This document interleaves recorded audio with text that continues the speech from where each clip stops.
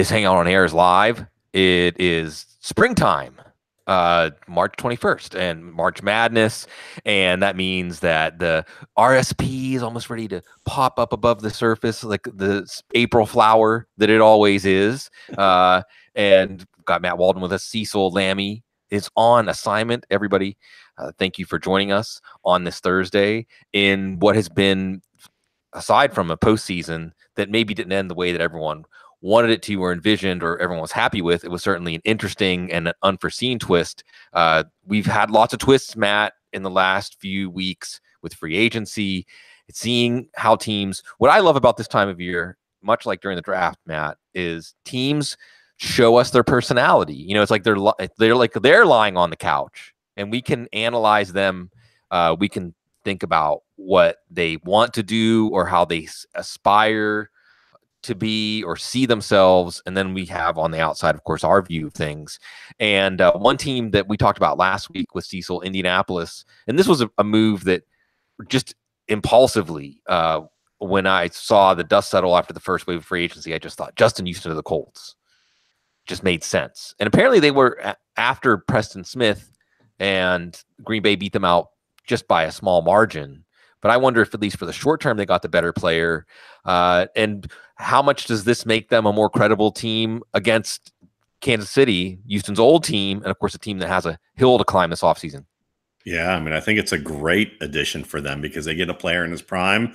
They have a young defense that I think has some talent on it, especially, Darius Leonard. I mean, that's what he did last year was fantastic. So you add a little bit more of a player who can add pressure to that defense. And that's great, especially in the division that he's in, because Jacksonville is certainly a team that struggled a little bit along the offensive line. Marcus Mariota, as we can see, doesn't respond extremely well to pressure. And then, of course, you have what's gone on in Houston. So, I think it's a great fit. And it is for the next 2 to 3 years. I mean, I think this is a player that can really elevate this defense. Yeah, I wonder how much of an element Kansas City is going to miss without Justin Houston and Dee Ford. And, a tip of the cap to Chris Ballard for getting probably the more explosive or better splash playmaker of the two Kansas City edge players, but not giving up a second-round pick, unlike San Francisco. And San Francisco signed Dee Ford to a deal that was kind of smart because, hey, after a year, they don't have to keep paying him at this rate. But if they only get a year out of him that they feel comfortable with him for a second-round pick, that was not a good trade. But what about Kansas City? It's so much has been happening, Matt, that we haven't paused to really grapple with the thought of a Tyreek Hill-less Kansas City Chiefs offense. How vulnerable is Patrick Mahomes? How vulnerable this offense? Obviously, with Sammy Watkins and his health, Travis Kelce can only do so much. After that, you're looking at DeMarcus Robinson. And I do think it's interesting that Kansas City hasn't had any knee-jerk reaction to hedge against. We can watch the draft. The draft may tell more. The possibility of Hill being out, maybe indefinitely, maybe on the commissioner's exempt list. We don't know. So how fragile is this offense, do you think? Well, it's a pretty darn good year for wide receivers. So We'll be talking about that at some point. So I think that's part of it. I think that the thing about Andy Reid is he's been through this craziness before. And I think that this team is pretty steady about, one, they probably know that they are a team that's still in the growth phase and on the come up, especially in their offense. So it's a matter of trying to find the right talent for that. Will they make trades maybe to be able to get that type of player if they don't find someone in the draft? That's a possibility. I think that with Mahomes, it's kind of funny.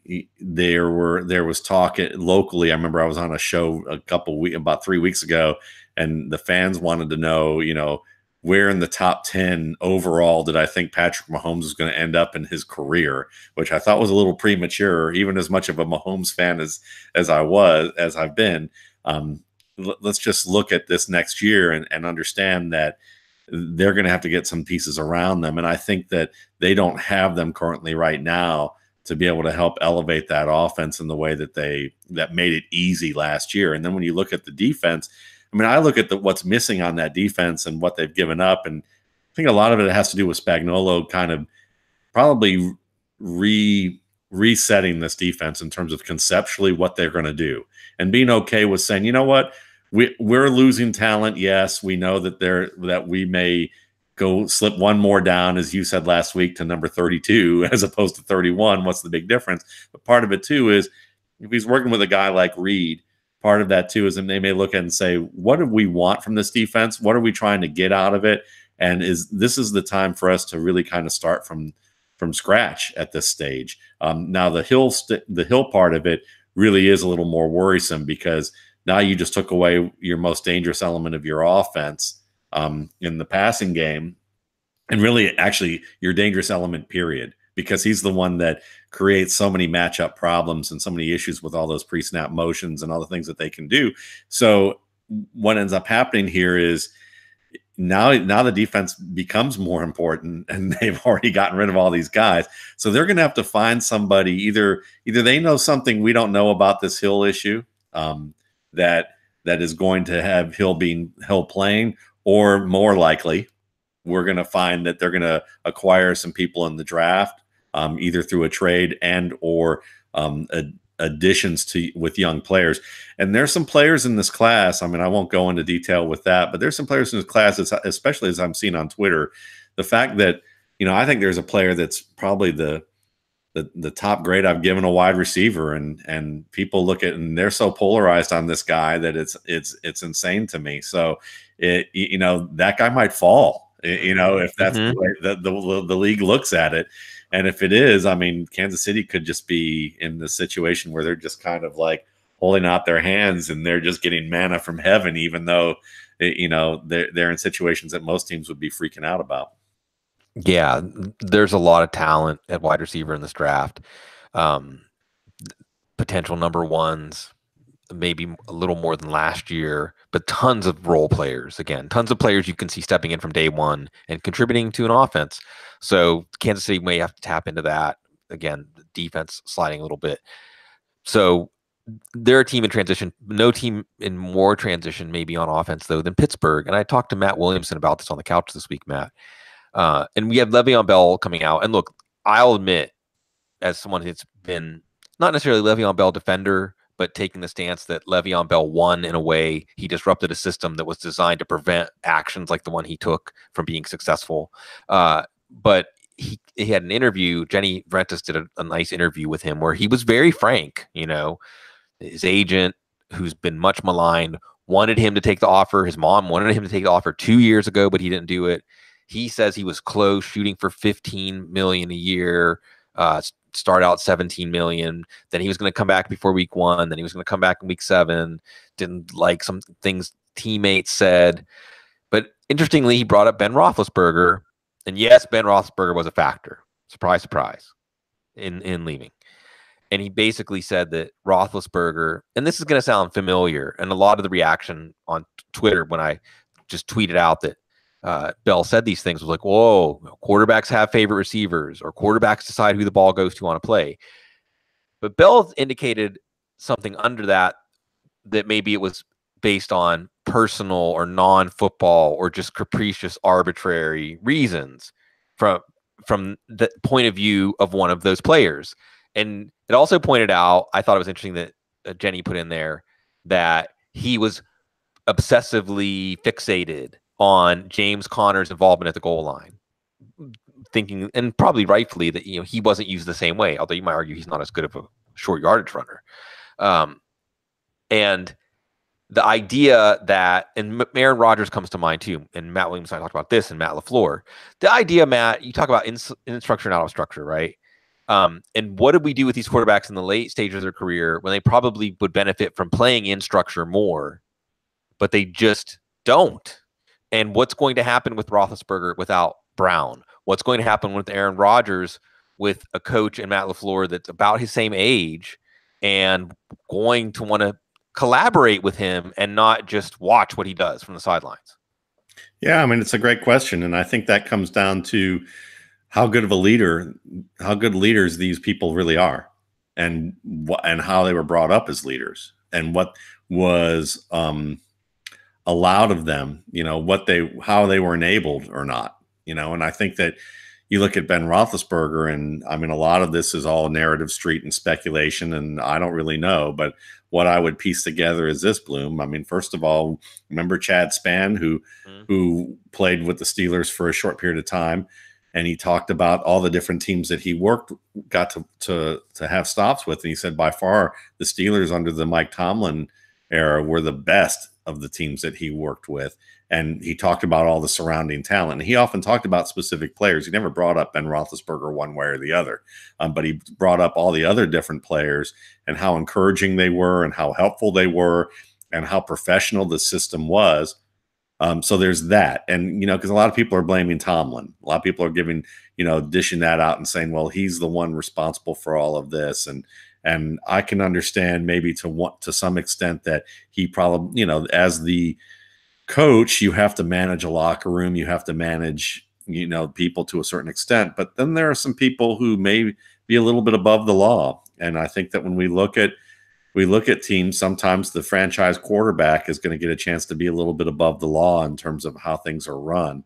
And I wonder if Ben Roethlisberger, since way back and, some of the things that have gone on in his life, if whether or not he has a sense of entitlement and sense of being above the law a little bit, and not literally, even though there are some people who are going to certainly say that. Slip.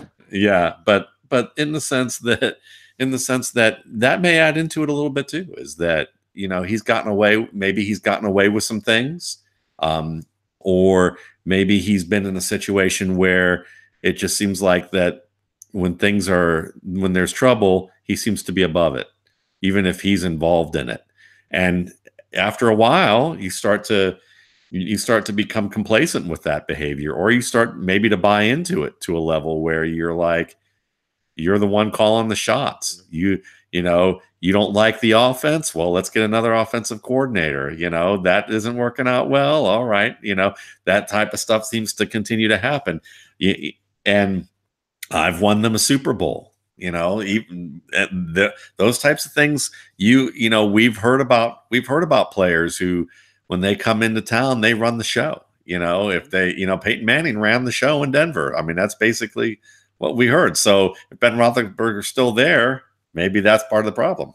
Well, and yes, Peyton Manning did that. And the thing is, and I agree with some of the folks who are saying, oh, what a shock that this is how it works on an offense, that the quarterback is in control of everything.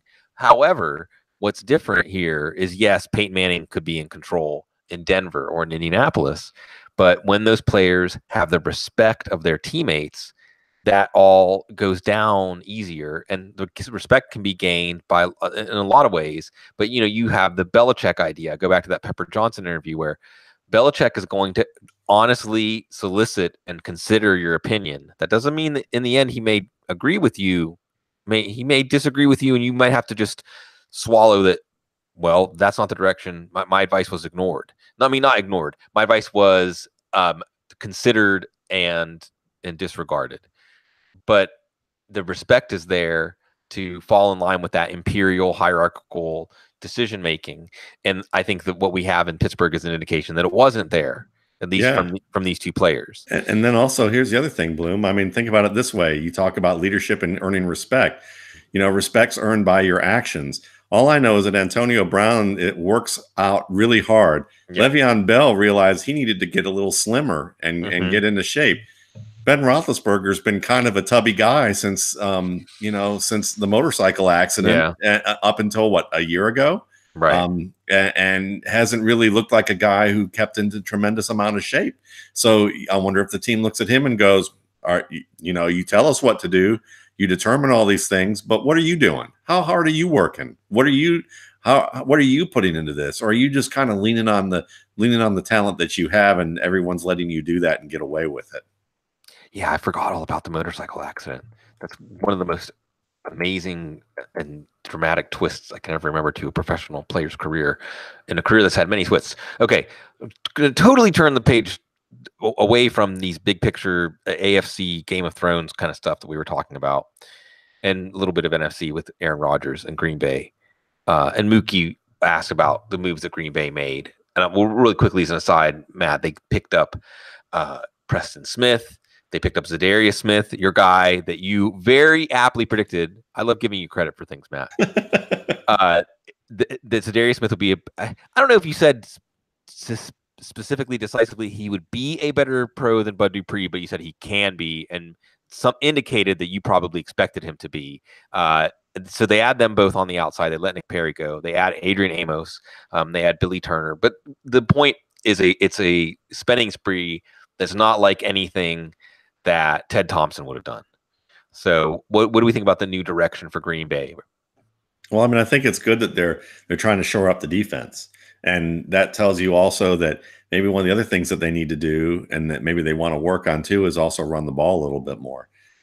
Which, I mean, it doesn't necessarily go hand in hand, but it does help that if they can have a little bit more of a balanced offense and they can have a defense that can get, make some stops and help them get the ball a little bit more, that would be helpful. So I appreciate that they're trying to shore that up. It also seems like that they're willing to give the Jimmy Graham thing one more try. I don't know why, but they're willing to do that. They let Randall Cobb go.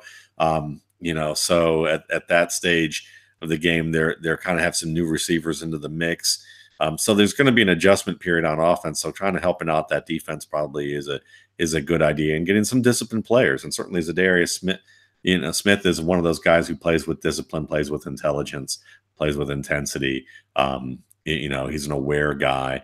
And if they get more players like that, that can be helpful. And I think in the past, you saw uber athletic players for the Green Bay Packers who weren't always necessarily the smartest players. But there's some nice players, in that mix. I mean, who's the safety or the corner who came in last year? Alexander. Yeah, I mean, what he did last year when he came back in and was healthy, I mean, that was pretty darn nice work. So there's some promise in different spots on that team, and it will be interesting again to see how this all goes down in terms of the leadership. If you're a young team, can you, if you're not a young team, but if you're a younger coach with an older player who's that guy, how are you going to be able to navigate that? And are you going to be able to be a good enough leader to really get that quarterback's respect? And that's going to be an interesting dynamic. Yeah.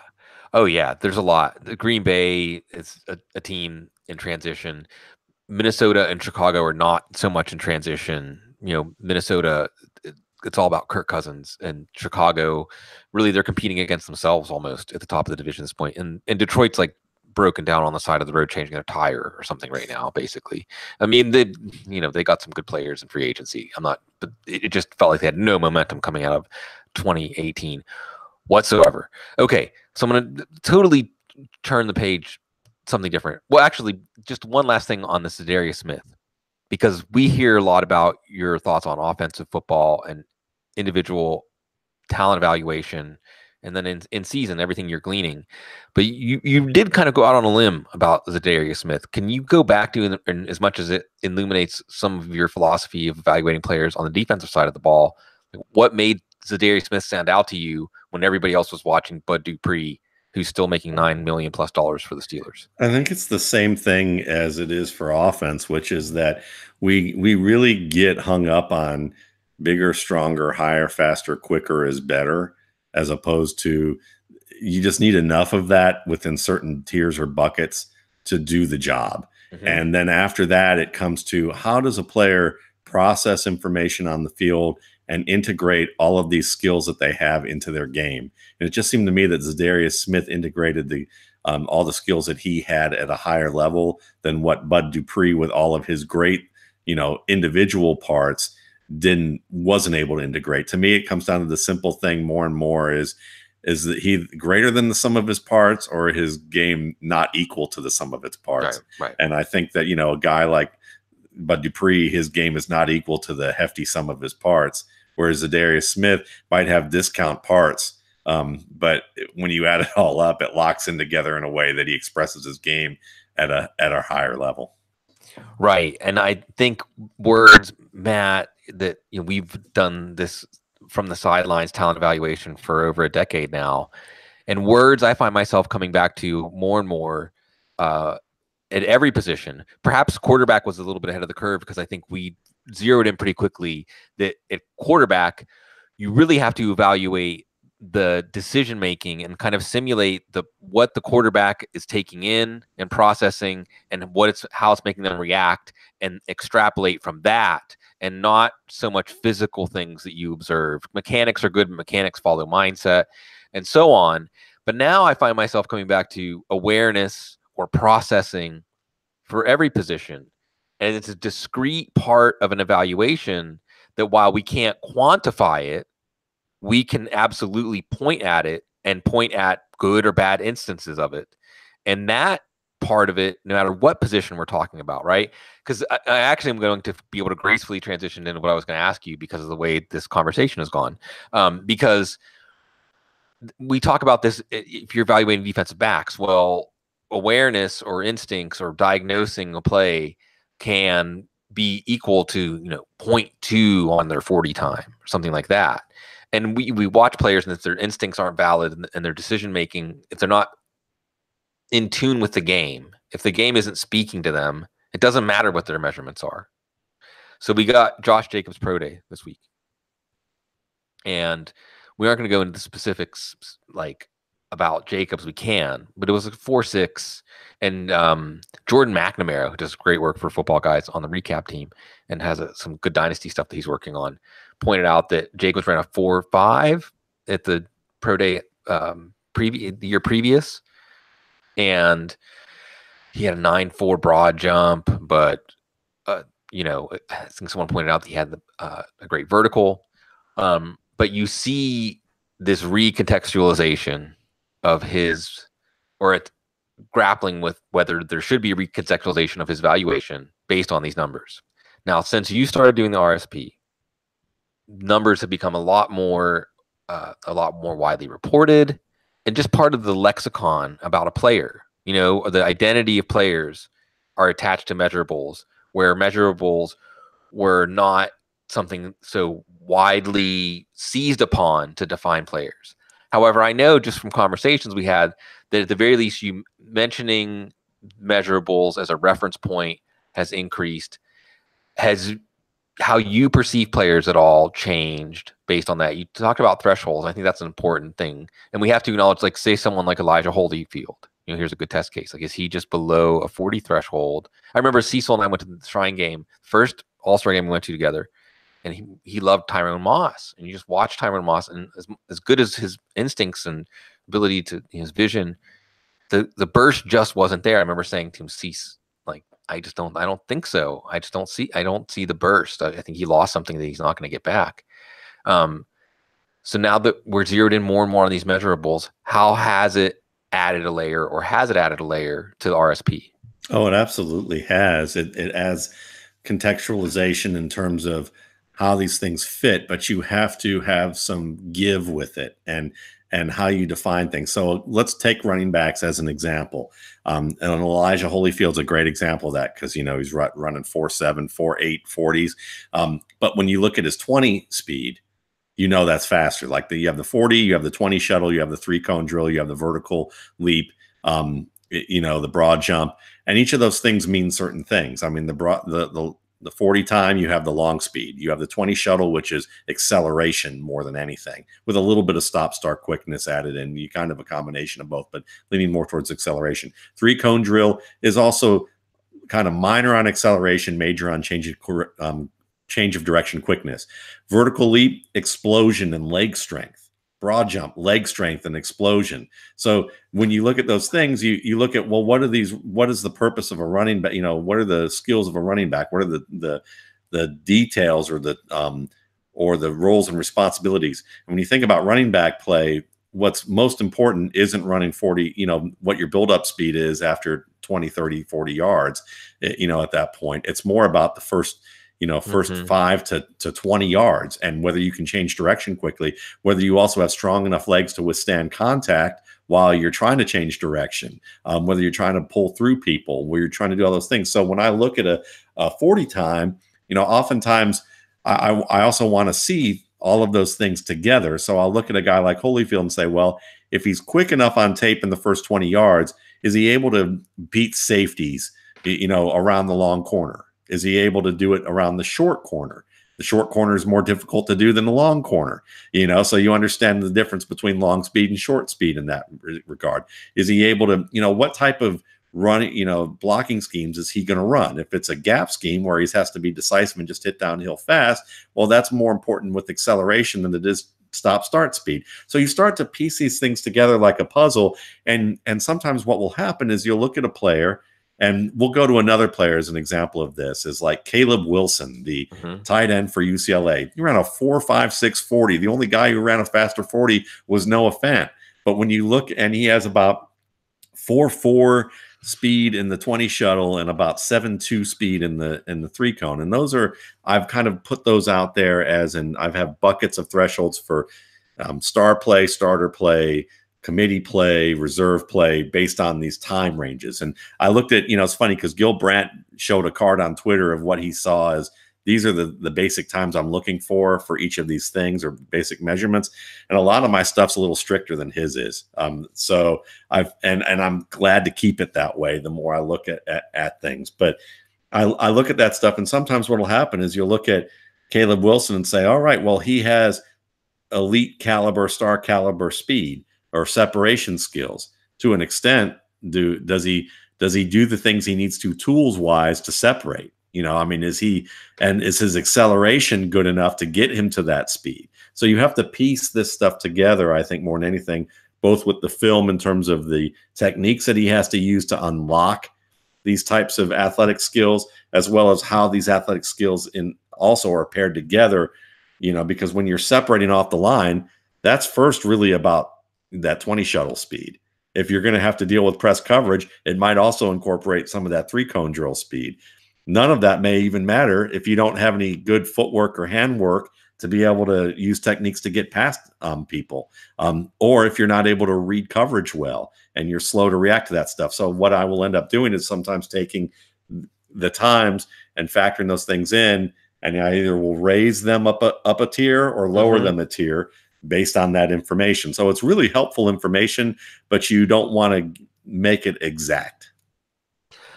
Yeah, and what makes it inexact is the measurables are like getting the specs of the car. But what I actually think, with the kind of intelligence we have as human beings, as opposed to machine intelligence, what we're better equipped to evaluate is the driver of the car and what the driver's doing. Again, with processing and awareness. And it's nice to have a car that has a higher top speed than another car. But as you said, like in a football context, how often does that matter? But also, it's the driver that really matters. And look, with Josh Jacobs, I found myself a bit surprised. Maybe I'm being too simplistic with my evaluation of Jacobs, because he shows plus acumen in all of the important things for running back. And even though he doesn't have true long speed, like when he breaks a kick return, and he was a kick returner at Alabama, he could get through to the last line of defense, but they'd catch him. It'd be a 70-yard kick return instead of a touchdown. Okay, but his size and with his ability to lower his pads at impact and focus himself in a way that you see someone like Frank Gore or Marshawn Lynch do. Again, it's the driver, right? And also, this is part of the reason athletic testing versus game context is important, because in some ways, Matt, we're talking about like a spirit or soul kind of question, right? Like some of the guys just in the adrenaline and spirit atmosphere of the game are just inspired to this level where they're hyper focused. And I'll go back to watching Josh Jacobs against Auburn, where in the first half of the game he puts 4 different guys on their asses, like in a way that looks like someone like they were just walking through a door and someone closed the door on them, And that's a player to me that knows how to summon up in himself what he's got to offer in a football game in all aspects of the game. And you see him as a receiver do it. You see him as a power runner do it. And it just makes me wonder about because like you said, the numbers becoming exact, they're still really just bounds for ranges of outcomes. And we're missing the thing that we really should be focusing on, which is what the driver, the soul of the player is doing. Am I oversimplifying the evaluation on Jacobs to these things? Because the thing I want to ask you about, and just see how this strikes you, like the hit that I keep seeing Josh Jacobs get is Nick Saban, who's good at football coaching, wasn't even featuring him. So that should cause you pause. Does that cause you pause? No, it doesn't cause me pause at all. And it's because he has a lot of talent on his team, and he's going to rotate that talent around. So, I mean, part of it too is look, I think that you could make. Let's pose a counter argument at first. First counter argument is yes, if they could measure stamina of speed a little bit more too, that might be a little more helpful. Like maybe have an 80-yard type of movement thing, or a 120-yard type of movement deal where they have to change direction and be at certain points and be able to do, or maybe have to handle different types of physical challenges on their path there, and you might see different things. But there are different types of runner archetypes, and this is something that is going to be featured a lot in the RSP in the future, and will probably be kicked off by something that I've done recently in the running back chapter for the RSP this year, because we look at this position and we don't understand that there's really 5 or 6 or 7 different types of running backs that are out there, and they're all different types of shapes and sizes, and they have different types of strengths and weaknesses. I mean, I mentioned this in my podcast this week.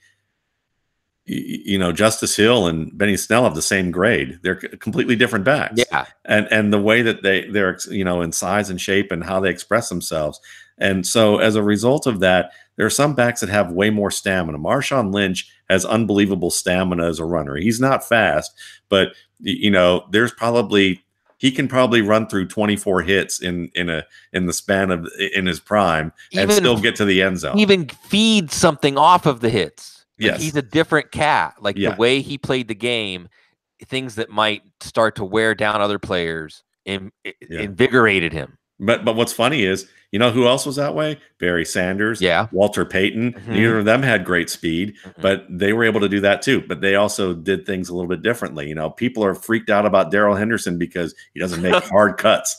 He doesn't jump really high, but Dalvin Cook seems to be pretty good with that. Yeah. And I watched Barry Sanders last week while I was looking at Darrell Henderson, not to compare the two in terms of direct in any way, but other than just one factor, which is didn't see a lot of hard lateral cuts out of Barry Sanders' game either. No. He was more about flipping his hips at an insanely quick rate with great flexibility to make sharp turns and bends at high speeds. The term for that is curvy linear motion, and that's something that Sean Miska, who works with Everson Griffith and a bunch of other guys as a movement specialist to the pros, has kind of talked about that term and introduced that to the lexicon with Matt Caraccio and a bunch of people. So I've talked about that a good bit. And Darrell Henderson, Dalvin Cook are guys that have that curvy linear speed.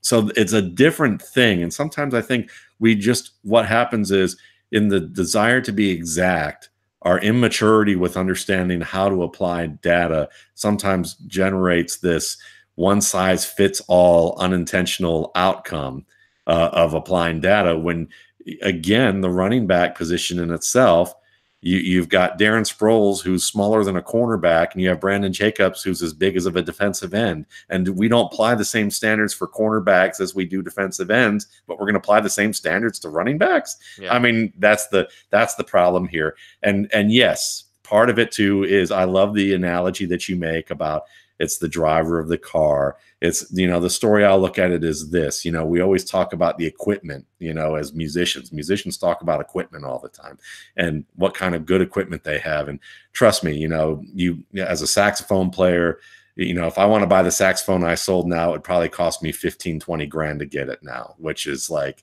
insane. But that kind of horn, handmade, certainly well known in terms of the community of the type of sound it can provide and how good it is. And, back in the day, way back in the day, a gentleman by the name of Charles Parker, who revolutionized music on that instrument. I mean, this was a guy who he could be, basically hung over or jonesing for heroin, and playing a plastic saxophone, and saxophones aren't even well made, weren't even well made then, that weren't like the well known, and he could put it to his lips and play and sound better than people who had a handmade instrument. And I think a lot of it does have to do with, again, how you piece all of these things together, and you get the most out of your ability. That's why I think, a guy like Peyton Barber, I talked about Peyton Barber as a guy that I've liked a lot and has continued to grow as a player, or Spencer Ware or a Joique Bell or players like that. They may not be the fastest, they may not be the quickest, but they get the most out of their games. And people go, well, they're not good football players. And I'd say, well, then you're not really a good football audience if you don't understand that. They may not be great fantasy players, but they know how to play the game, and they're good at their position. And it's always funny when you see pros, I'll end it with this, is that you'll see former pros who are analyzing the game and haven't seen Peyton Barber before, but they've read either the stat heads or the intern scouting report for the television network that's been supplied to them when they're doing the play-by-play of the game, and they haven't really watched his film. You can always tell, because they come on there and they start talking about things that are on the bulleted points about what he can and can't do, and then about a quarter into the game, they're like, this guy's pretty good, and then they say it with this tone like, I don't know what this crap it is that I'm reading here. Sure. This guy actually can play. He's underrated. And starts talking about it like they just discovered it. So my point is like you said, there is a soul to it. There's too many things that tie together and too many factors that we try to simplify and make it a magic pill, as opposed to saying it's complicated, and that's okay. Yeah. And the magic pill way of talking about it has advanced the conversation. Yes. However, and I'm glad that you start off by saying, like, absolutely it factors in. Absolutely, when we get hard numbers on this, it factors into your evaluation of a player. But it's the shading, it's whatever, the icing, not the cake, or something like that. But what comes back to for me, and since it's March, I can go off on a tangent like this, that I feel like as from a level of appreciating the game, or appreciating the unique nature of the game of football, because it is played at such a high speed, and because it is so demanding, that it reveals something about the human soul, the struggle that is almost to the level of art. It's brutal art, it's violent art, but the energy that's released on a play on a football field, I still think it's the national obsession in sports, because of something about that we're drawn to. And by watching these players do what they do out there, you learn something about them that is true, like true with a capital T. And we all have moments in our life that maybe correspond to that football field, like the high pressure and what comes out in you. And getting to know these players, like you said, Matt, I'm just thinking about how when players are reduced down to numbers, when human beings are reduced down to numbers, then we lose our grasp on what we're exactly what we're part of at this moment. And so that's why, what we're always trying to keep in balance. So I have no idea. Yeah. Go ahead. I think I like what you're saying. And I think part of it too is that, it's only natural that as we become more advanced and we become more intellectual about how we approach the game, that we're going to look at it from a numerical data standpoint, and that's fine. But to a certain extent, you also have to understand that the intention of that, is to reduce risk. So when we talk about reducing risk, the positive of that is that you don't make as many glaring mistakes when you start looking at the numbers. If you're a sports bettor or a DFS player or a fan or an in-season fantasy player, and you're just the casual guy who likes listening to us on the show and hearing about these guys and learning about for the first time, or having these conversations, that's great. But really, you just want to be told the answers, or you just want to make easy decisions, and that's okay. You may have a family and a demanding job, and you have a lot of things going on, and you just want to have fun with your buddies, but you want to be able to compete with them. Then you don't want to sit here and listen to me talk about Peyton Barber, because he's the exception to the rule. and numbers are about eliminating the exceptions to the rule. They don't want to hear about the exceptional. They just want to hear about who fits within these tiers. But the difference is that, when it comes to actually making, winning moves at a higher level where you're going to be really serious about what you're doing, and you're facing people who are all thinking the same way or similarly, then you definitely want to look at things a little bit differently. And that's when you aren't necessarily always looking at the numbers, or you're looking at the numbers and you're questioning about the process behind them so that you can look at who are going to be the exceptional cases, who are going to turn things on their head, because this is where all the trends are. This is where all the data is pointing to. Where's the data not pointing to? And why is that? And can we do something actionable with it? And that's just as much analytical Yes. as it is just looking at the data. It's about having perspective with that. And that's what we try to do here, I think. I know I try to do that. I know you try to do that. And so it's not about, it's not about saying that data is stupid or that it's wrong. It's just about being able to understand that the nature of it, which is oftentimes, you tell a computer, it's the whole, kind of like the old Star Trek about Spock being illogical, joking about him being illogical or being logical. And sometimes you have to kind of go against the computer in a sense to win big, if you're going to try and win big. And listen, I just want to play and paint by the numbers, and I could pick up any number of cheat sheets out there and analytical looks and just derive it down to the numbers. But I don't know. It just doesn't sound like a lot of fun. Yeah, well, it makes me circle back to something a rant I'll do occasionally about just I color inside the lines in my life. And fantasy football, that's a chance to express yourself a little bit more, or just feel the wind in your hair and go on whatever path you want to go.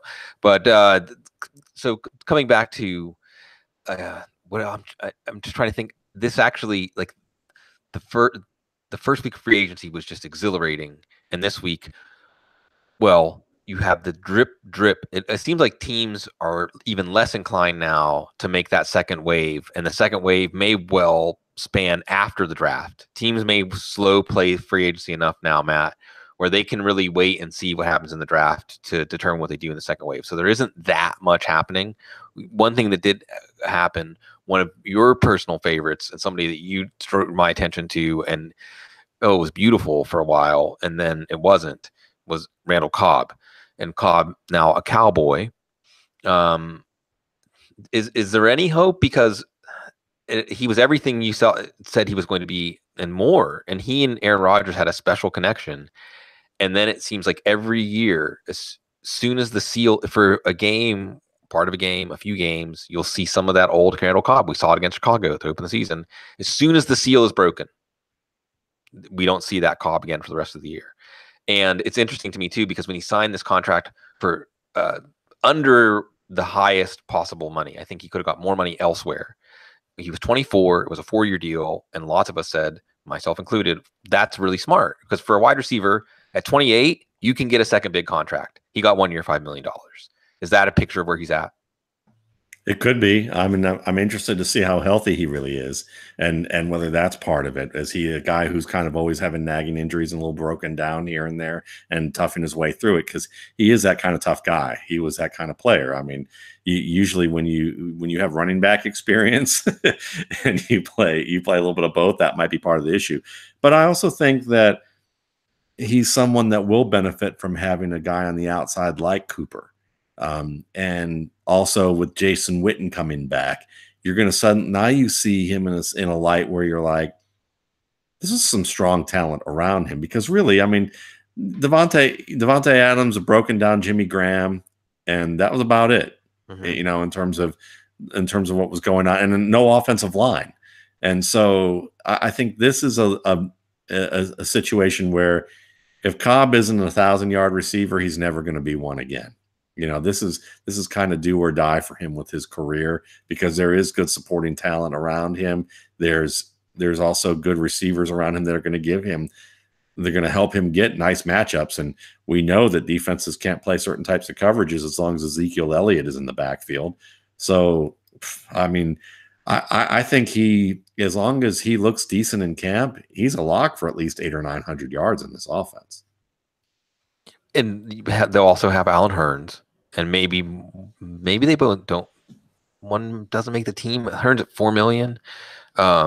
So they're a little bit redundant, like keeping Hearns more for the slot. They got Michael Gallup, and then they have the decision here about Dak Prescott. I want to say I saw something $29 million a year, and that's the market.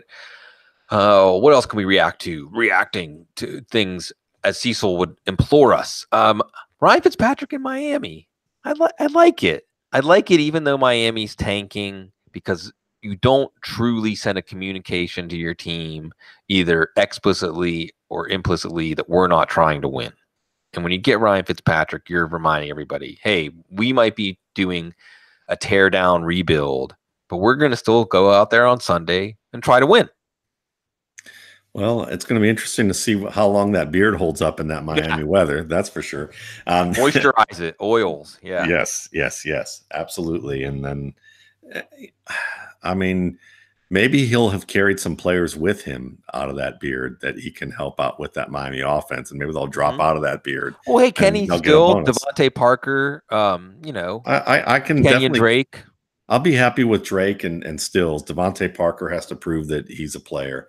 Albert Wilson. Flashes. Albert Wilson, yeah. I mean, I don't think it's going to be a good year for Miami. But the thing is, with Fitzpatrick, is at least for probably half the year, you'll see a player who's capable of keeping things close, if not going on a winning streak.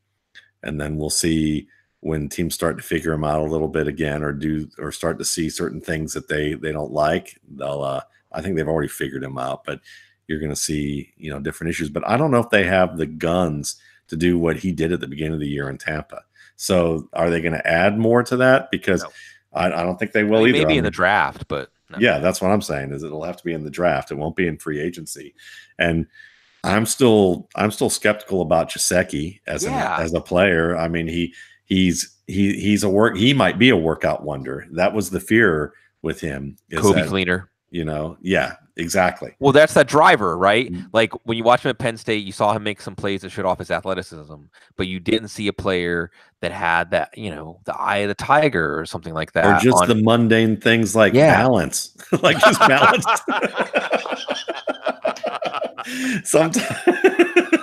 Sometimes bring it back to the real. It's true. I mean, I've looked at him and go, wow, I don't think he has balance. It's kind of like Sammy Coates. We'd look at him and go, I remember a scout saying to me, it was like, it's kind of funny about Sammy Coates. He can do a lot of these things, and he's all the things about a freakish athlete, but we're not going to see this in the gauntlet drill. I wish someone would just throw a ball over from behind his back over his head and make him try and track it. Because the minute they did that like 4 times, they would know that he's not a guy they need to pick. And this was like before the draft. Someone told me that, and it's just and it's pretty much been true. So, it's one of those scenarios that I think Miami's gonna, Miami is going through definitely a big trough, and I don't think Ryan Fitzpatrick is going to do anything other than us admire his gameness. Yeah. Oh yeah, I'm glad we get another installment. So you said, I just wanted to blow up one point you made. You said winning streak. Let's say that they go 5-11 because of Ryan Fitzpatrick instead of 2-14, and they pick 5th instead of 1st. Was it worth it? Not if they really meant to. If they're really meaning to tank. No. Well, I'm just saying, like, if you could have in your crystal ball and say, if we start Jake Ruddock, we'll go 1-15, and we'll get number 1 all. Now, you might lose games in a more brutal fashion. You might become a team that becomes demoralized by December. 1-15 ain't pretty. Is it worth it to just really cut your team off at the knees to ensure that you get the number 1 pick, also, but risk a team getting like a malaise, or is it worth risking what they did? I mean, do you agree with the move? All right, here's what I really think about this whole tanking idea. All right, first of all, you have so many other players on this team. Some of them are young and trying to develop. Yes. And if you're going to get them like beaten up and harshed on and created in a way where they have to get dragged through all of this, you're not doing them a service. If anything, what you're doing is taking the guy, you're trying to make the job easier for the guy who really is telling everyone else below him that they're not good enough. So it's like if I'm a manager of an outfit and I'm going to basically, I basically want you guys to screw things up so that you'll make my life easier and you have to take all of that punishment. You're a coward in your Yeah. job. And I think it's cowardice. It's sheer cowardice not to compete. It's sheer cowardice not to allow, not to give the best to your team. And you want to look at it as a long-term thing. Well, you can say, well, they would never get this type of pick or they get these type of opportunities if they didn't do this. Well, then get a better GM. Get better GMs, get better ownership, get better leadership who can make moves. Because we can sit here and talk about Sashi Brown or John Dorsey. We can have that argument, and there are merits to both sides of that. You can look at, I'll say Sashi Brown, did they get everything in place to give the picks that were available to select players? Absolutely. Did they sign Kenny Britt to a 2-year contract for $32 million? They sure did. So, did John Dorsey clean house with some of the existing people there? Did he make a mistake hiring Todd Haley? Well, obviously, but did he basically say, mea culpa, let's get rid of both of them right now and let's start fresh and let's get somebody else in there? Yeah, he did that too. So part of it is, I guess what I'm saying is that you have teams that just because you get the high draft pick or the high draft picks doesn't automatically mean that you're going to end up doing better. And it doesn't, to me, it just strikes me that if I were players on that team and I was put through that, I wouldn't trust anybody that I worked for in that organization. Yeah. It's culture, right? Yeah. So teams are very delicate organisms from a mass consciousness point of view. And there's a lot of things that are affecting the course of a team's season, destiny, that aren't necessarily communicated among the players, but are felt among the players. And I agree with you. I'm glad that you not just agreed with this perspective, but took it strong to the whole. This idea that basically, if you're asking these players to sacrifice, because you're right, the other 52 players on the Dolphins are hopefully laying it all out there, and you don't ever want to communicate through your moves that we would prefer if you lose. We would prefer. I want you to go ahead and that beach in Normandy. Yeah. I want you to go ahead and go out there and just die. But I want you to know ahead of time that you're all going to die out there, and I'm going to get a promotion from the Nazi army for allowing all that to happen. Because we're not even really going to try. It's just that I've been promised a post. Exactly. when that comes in. And that's a highly dramatic and way over the top example. Yes, absolutely. But that's the point of the matter of when you're talking about leadership. Are you gonna basically, it's just the things that we hate about corporate America in terms of how people are downsized or laid off in certain situations. And then the CEO or the CFO gets a golden parachute, for their behavior, for being incompetent or for basically, putting people through that kind of stuff and it could have been avoided, or they could have done something different, but it's going to please a small handful of people. To me, it's the same kind of behavior, and it's cowardice.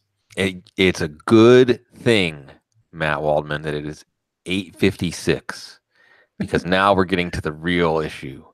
Now we're getting to the real issue that is more important than any football evaluation, but we don't have time to tackle that tonight. So maybe another night, maybe another podcast. One of these we talk about when we get to that emeritus level where we can say whatever we want, and like the Peter King level. And one day we'll get old enough.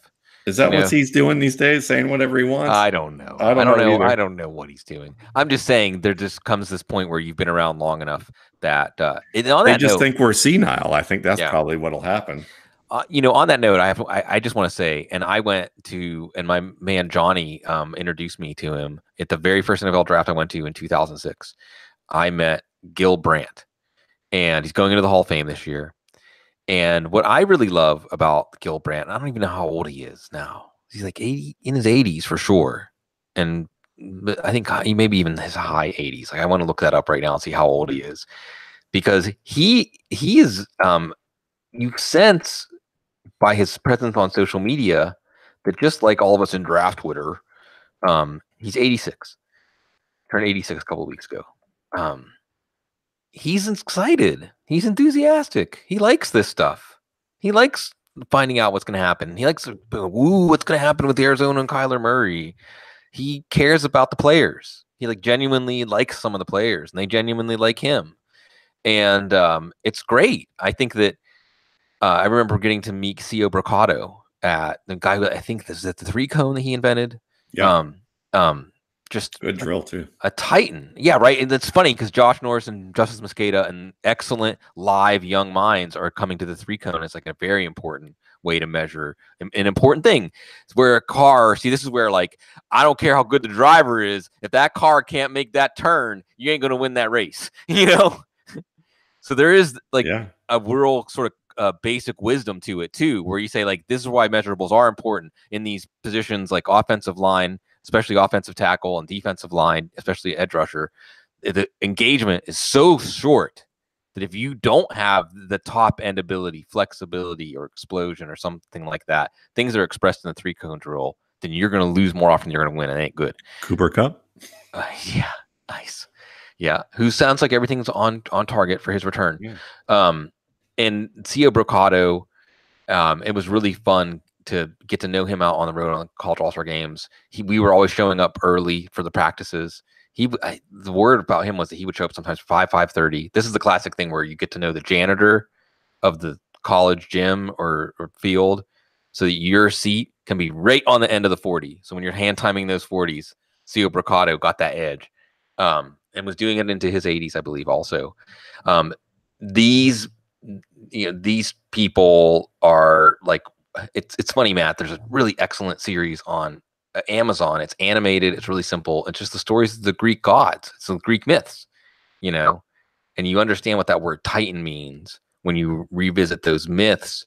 And when you think of like some of the first, not even humans, but like beings, and we're just descended from them. Yeah, I mean that's the great thing about those two guys and a lot of people who've been in this industry for a long time is that their passion's still there about it, and because you're going to see some people who it's more about the money, it's more about the fame, and then for some people it's really about the passion.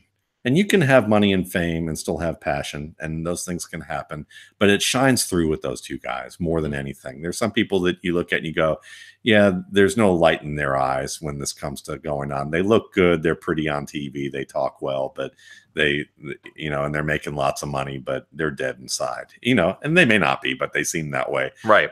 Compared relative to guys like Brocado and Gil Brandt. And so they're the ones who are inspiring, because they're doing something that they love. And I think that's what I know that's what you and I have always aimed for in terms of what we try to do is that you want to do something that you're passionate about and that it feels like a lifelong craft. And I think that those are guys who are great examples of that for the draft community as a whole, because oftentimes as our draft community, as we see, and a big part of our draft community is Twitter, is you often see with draft Twitter that there's a lot of ambition on draft Twitter, and there's good reason for that. These are people trying to make a living. There's a lot of young people who are passionate about what they're doing and doing great work. And sometimes what can happen is those passions can get inflamed, and you can see some of the bad things with that. But on the whole, I think Twitter is a great place for the draft community. And the more that I look at it, and what you see, if you look at it clearly, is a passion for what you're seeing. Sometimes you're going to see immaturity out of that, even from sometimes the bigger names who may sometimes just stumble upon stuff, or their egos are a little bit out of control. I know someone who's probably never going to listen to us or care about us, but Wright Thompson is a good example of a terrific writer at ESPN, a great feature writer who just can't stand Twitter. And my thought is that nobody's stroking his ego on Twitter, because the minute he got on there and he's had to deal with the idiotic behavior that comes on in social media in this type of quick hit setting, he was like, I had enough. I'm out. I don't need any of this. I'm Wright Thompson. I don't need that. Well, okay. he doesn't. That's fine. But that at the same time too, you know, it, Twitter isn't idiotic. He just thinks it is because nobody's, basically kissing his behind in the way that they will be at an ESPN office when they pay him a nice, stroke him a nice check for a feature that he writes about the combine in a way that is rather interesting in itself. So, but I mean, that's the thing. You look at those types of deals and you understand, you kind of have to have perspective with it. And I think if we put it all in perspective with draft Twitter, the draft community, there's a lot of passion. There's a lot of young energy in it. There's a lot of inventive ideas. And sometimes those ideas clash. Sometimes the behaviors around that aren't always the maturest. But if you have the perspective and kind of hang back and watch it all develop and be able to use that to your advantage in a positive way and help steer that in a positive way, it's a wonderful place to be. Yeah, it's a lot of live minds interacting and stimulating each other. And right, and you mentioned Wright Thompson, and yes, and Twitter in some ways is self-curating. I mean, Twitter for me has been like 98% positive as far as my interaction with individuals. Me too.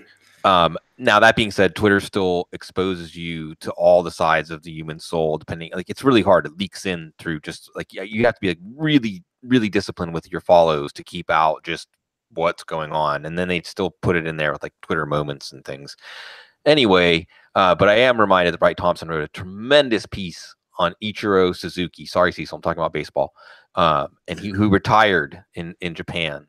And it's interesting. And Matt, you would love it. It's not even just about baseball. It's about what happens when someone truly becomes consumed by something to the point where like what's left, kind of like where Jerry Rice got to, I think, at a certain point. But with a Japanese aesthetic to the tale. A tremendous piece that Wright Thompson wrote. And like you said, that combine piece was interesting. But last thing I'll end on, and because we've already gone over a few minutes, love of the game, passion. That is something we can see when we evaluate players, and that's a positive. And that should be a box that we either check or don't check. And not in some character, 10-cent psychology kind of way, but just watching the way they play, watching if there's that connection to the game that shows that like that's what completes the circuit for them. Not just loving football, but when they're playing the game, does it seem like something that really turns them on? Football's a performance sport. Yeah, it is. And we get to perform, for folks. And thank you, everybody. And it's great. Those of you saw Jared and many others in the chat room. And it's March, but the clock is always turning. The wheels are always turning in the clockwork of the NFL. And we'll be talking draft prospects a lot because the RSP is almost done. And that is one of the most exciting things we hear every year. We're excited to spend time with you always. Everybody, have a great rest of your Thursday. Stay classy.